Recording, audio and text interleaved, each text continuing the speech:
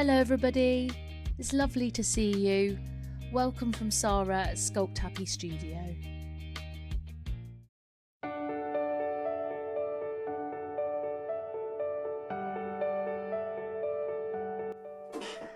Hi everybody.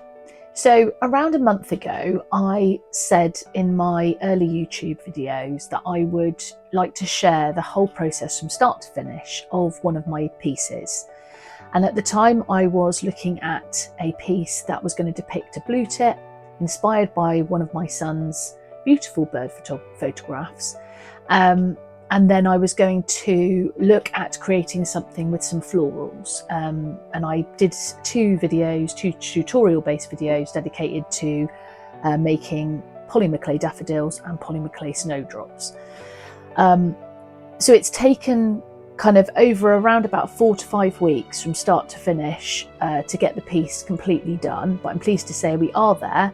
And so without further ado, I'd like to introduce you to the process video of my Whispers of Spring piece, and I really hope you enjoy it.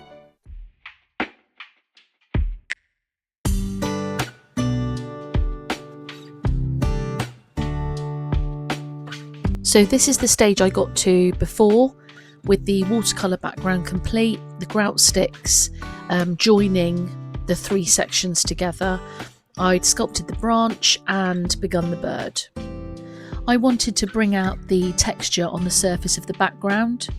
It's got a lovely kind of leafy texture, so I'm using Viva Decor Inca Gold, which is a kind of metal kind of paste, and you can see here I'm using an old toothbrush to apply it to the surface. One thing I've learnt using this stuff is that it's really important not to put your fingers in the paint. So I've got about 12 pots of different colours of this particular paint, and all of them had a mould residue on the top, and I had to kind of reconstitute the whole thing to bring it back to life. So it's really important, don't put your fingers in, always use an applicator, whether it's a brush, a toothbrush, a cloth, to apply it. But you can see here that by toothbrushing it onto the surface and then wiping it away with a wet wipe, it just sits really nicely in the texture. So I've used gold initially over the top, and then to bring out the edges of the piece I'm applying a kind of brown metal paste, and then I later on apply a little bit of kind of a pewter colour. I'm putting it on the edges just to kind of darken them, and then again I will wipe that away. And it just kind of frames the piece. So I hope you like it. That's the kind of effect I wanted to create. And then when that's all done, I can then really focus on actually the sculpture of the bird, and then apply the florals a bit later. Doing it this way round means that I haven't got any of the florals or any of the small details in the way, so I can just access the whole background easily. Adding the brown and pewter metal paints to the edge of the background gives it a kind of a vignette effect, sort of a soft framing.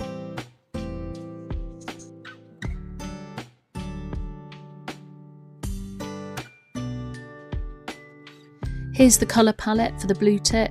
So you can see I've got a range of blues and a range of yellows, and I've also got some green that I'm going to incorporate as well.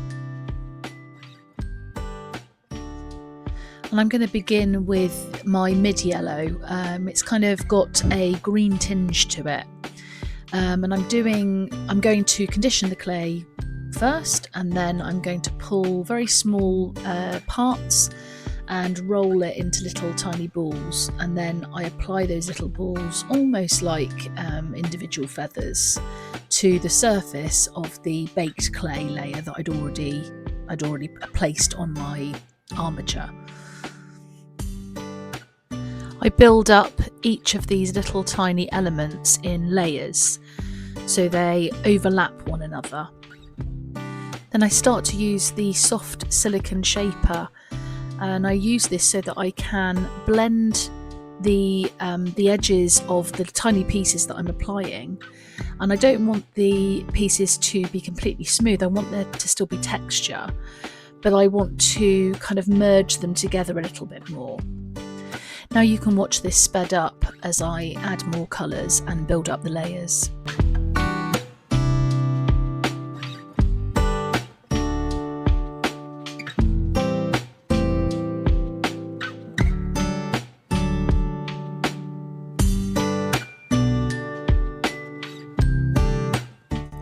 And while I'm doing this, the whole time I'm referencing my son's photo, so that I'm taking visual information from that picture to influence where I'm placing the colours. I'm not too worried about getting it absolutely exact, because I can continue to build the layers, go over the top of some of the layers that I've already put on if I want to correct something. What I'm trying to achieve is a general feel for the colours in the right kind of places, and then take a step back and have another look at it and just keep revisiting and adjusting as I go. You can see here that I've now started to look at the typical grey-blue collar of the blue tit. I've got a few different tones of blue that I've created, and I'm just now applying these to the surface just to get again a general feel for where I want that collar to sit, how thick or thin I want it to be. And again, I remember when I was doing this, I kind of kept readjusting and building up over the top, looking at the placement of the head and thinking, I'm not sure if that's in the right place. But all the time knowing in the back of my mind that, I can make those adjustments where I need to. I can add more clay where I need to.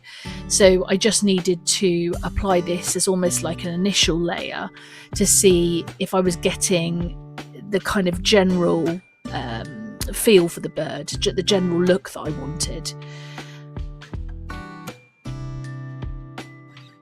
Now I'm focusing on the greeny blue colours of the back and wing of the bird.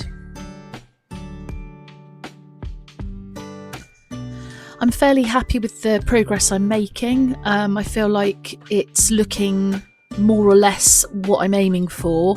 However, there are certain bits I'm not as confident with, so the blue crest on top of the head still needs a lot of work, and I'd like to at some point in the sculpture process adjust the right clawed foot of the bird, because it should be at more of an angle, so it's not so much the toes but the actual leg itself, so I will look at that a bit later on.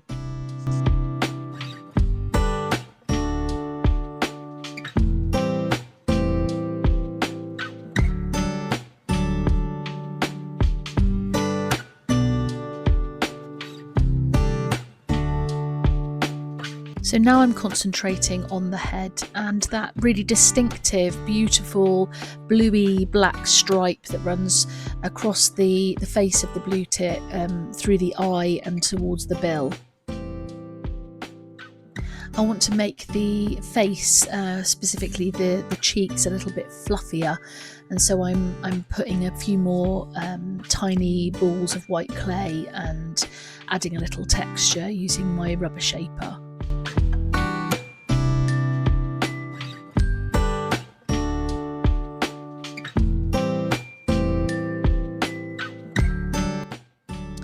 Now it's at this stage you can see that I now do something quite drastic to the sculpture, and this is what I said about when I'm not happy with something, at least with the clay, rather than feeling like it's hopeless and I can't, I need to give up, I can actually just start to add and build on the initial structure. So I felt that the position the bird is in and the kind of specifically the back wing area of the bird needed more weight, more flesh, so I've bulked that up with some clay, which does cover up what I've done, but that's all part of the process. So rather than worrying about it, it's actually a really good way of knowing that you can just make these adjustments, and then I can always build those little tiny details and layers back in. So it's better that I do it at this stage than continue to keep going the way I was. And again, the head needed adjustment, as did the front of the body, and so I am just continuing to make the necessary adjustments that it needs. I can remove bits where I don't like them, and I can add bits where I need to. It's just, again, all part of the sculpting process, unlike carving in stone, where you make that incision and it's either right or wrong. You can't change it or glue it back. One of the beauties of clay is that you can keep adding and removing. So you'll notice here that I'm a little bit more efficient with my process. You'll notice to the right of where I'm working, I've got little coils of blue clay rolled out, and this time when I'm building up the face, I'm using really tiny little dots, balls of clay. So I've already, by rolling the quill, I've pre-cut the balls so that I can literally get those on quicker. And then what I'm holding in my right hand is a needle tool, and you'll see in a moment that I start to use that to create texture, so I'm not just relying on the silicone shaper. I am much happier with the shape of this bird now. I think, although I have covered up a lot of what I'd done before, it was needed, and I think those smaller pieces that I'm using now for the face are much more effective.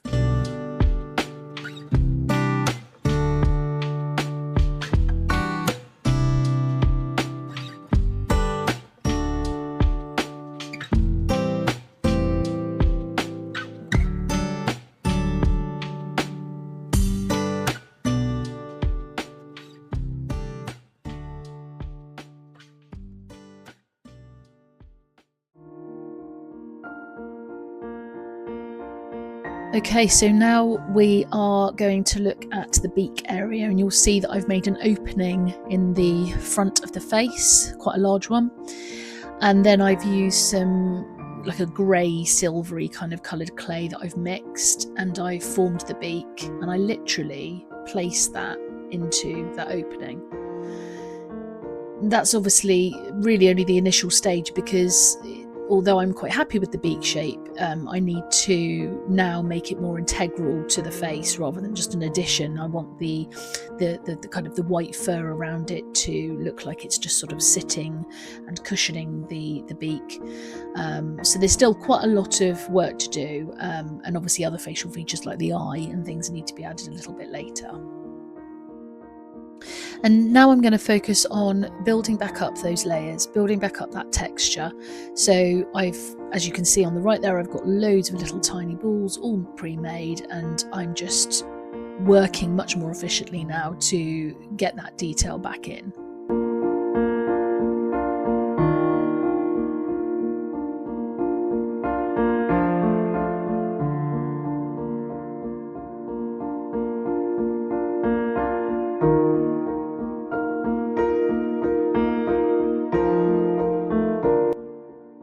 Always helps to see work from different angles, and I thought it'd be nice for you guys to be able to look at another perspective of the sculpture. So this is me trying to get those layers and elements added to the bird at the back, sort of the back and the wing area.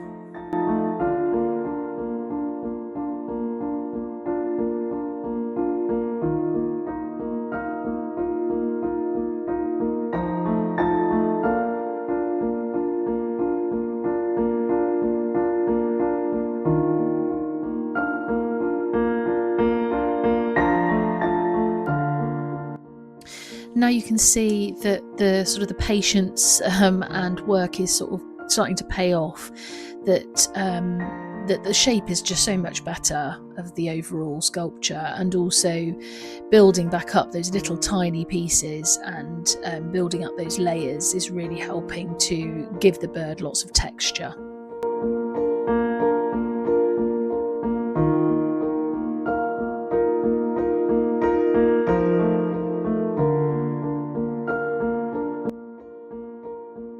Now coming up in a moment, you'll see that I have sculpted the tail and wing that you just see a glimpse of but I must admit I completely forgot to record that.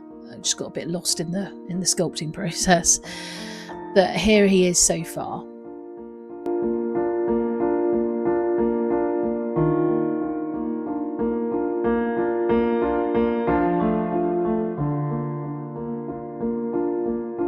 So now for the eyeball that needs to be added. So I'm using a ball tool, using the thick and thin end, and I've created an opening.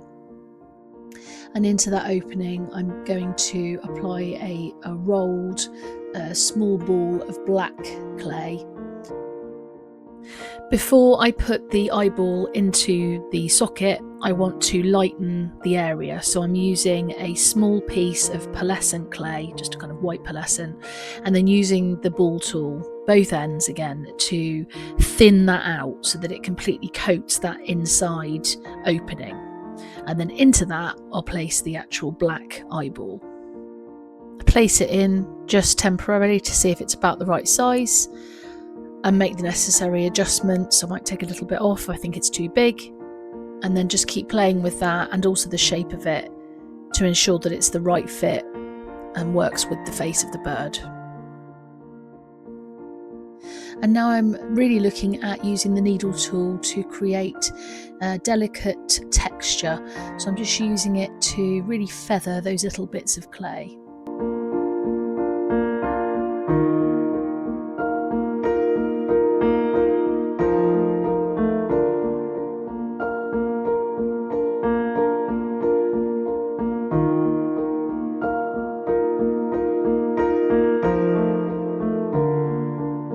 So here I'm working on the top of the head, and specifically the kind of the white feathers and the blue distinctive cap that the blue tit has.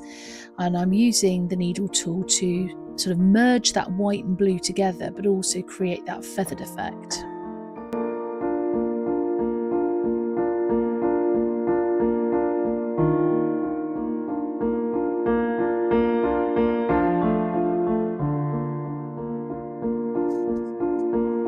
So now I'm going to use the fine needle tool to bring out the beak detail and add a little bit more texture to the rest of the bird.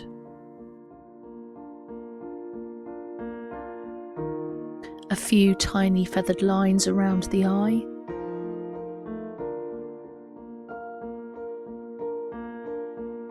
A little more texture to the top of the head.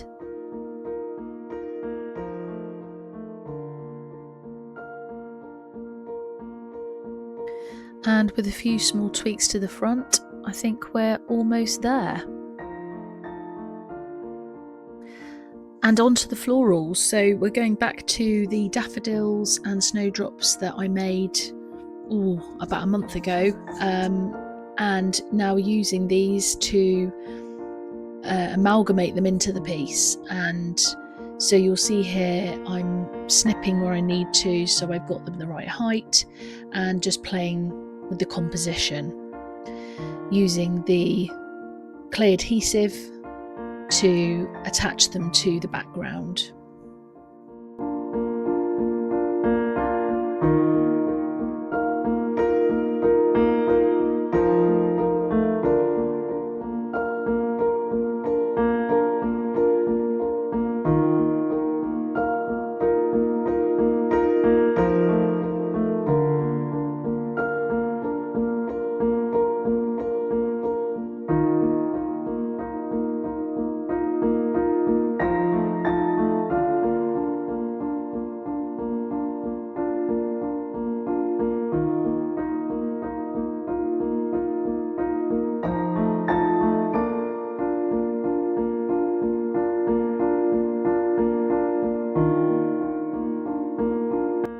And now onto the snowdrops. I think I've got about 10 of these, and I'm just again pulling them all out of the cork base and looking at how I want to present them, which angle I want them at, where I want them in the piece.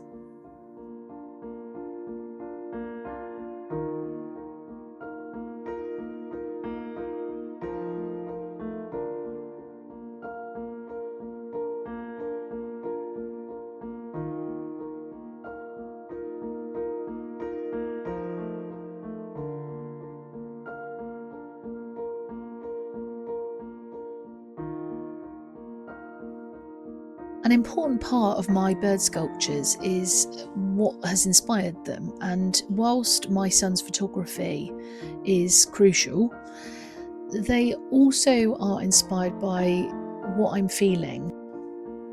They reflect the journey that I've been on, and so I use text within the pieces as a kind of thoughtful and emotional representation of what the sculpture is telling a story of. In this piece, for example, I hope to capture a delicate balance of renewal and optimism.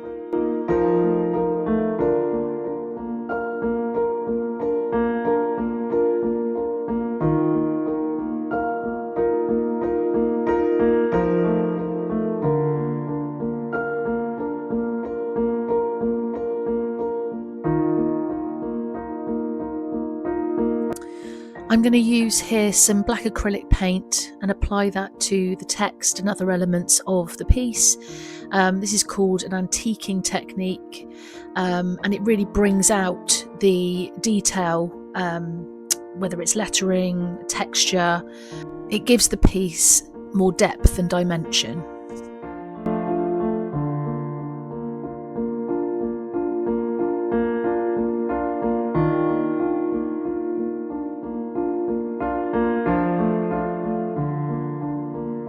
You can see here that I'm now adding the black paint to the actual blue tip bird, and again, it's to bring out all of the texture. Now, it's really important that when you put this black paint on, that you are wiping away as much as possible. I don't want the paint to sit right on the top of everything I've done. I want it to simply bring out all of the detail, to get right into all the kind of nooks and crannies and the crevices. And so I'm using both the baby wipe to remove it and also some pure alcohol.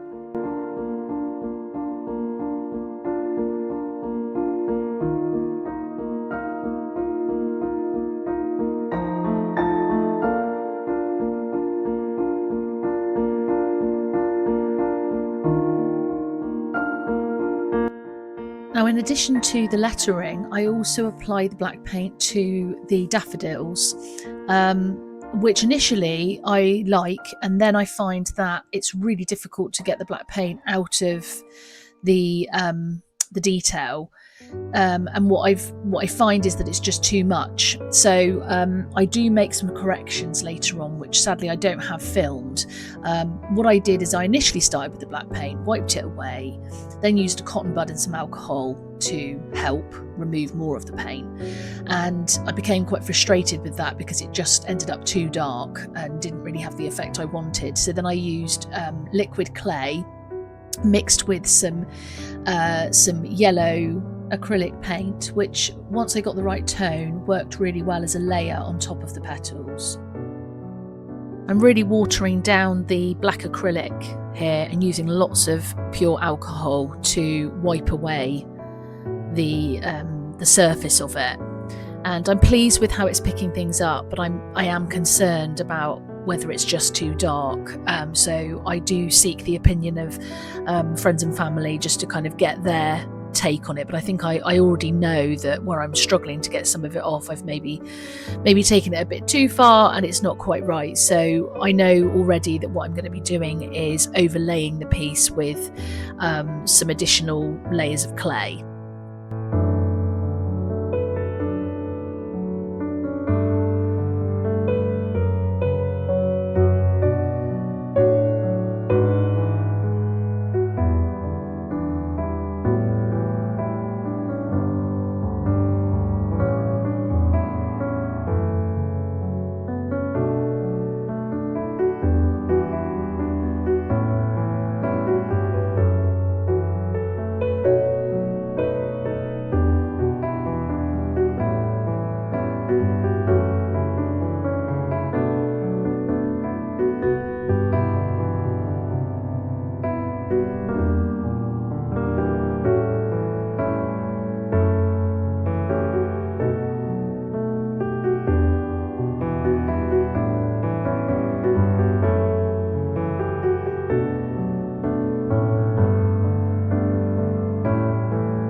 to bring the blues out, the yellows out, those areas where they are a little bit too dark. You can see here I've now reconditioned some clay, and I'm now rolling small balls of colour and then applying those on the top of the cured painted surface. And I'm already feeling more confident that this is the right approach. Now, I know, because I finished the piece, I know that whilst I might have felt a bit disheartened at this point, thinking I'm going over the top of all the work I've already done, actually I realised that no, it added something. But I had to kind of go through this process to see where the problems were and then make those corrections. But the black paint did give an extra dimension. It just simply went too far in some of the areas. So by putting some layers of clay on top, that's worked really well. So here it is, completely finished. I hope you really enjoy this piece.